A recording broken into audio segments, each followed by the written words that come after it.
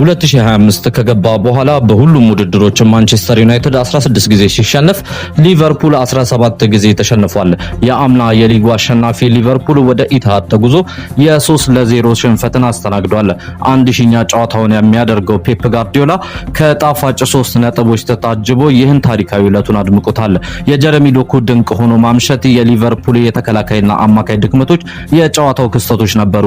ከዚህ ጨዋታ ቀደም ብሎ በዕለተ ቅዳሜ የተከናወነው የሰንደርላንድና አርሰናል ጨዋታ አርሰናል አቻ መውጣቱን ተከትሎ ከሲቲ ያላቸው የነጥብ ልዩነት ወደ 4 ነጥብ ዝቅ ብሏል።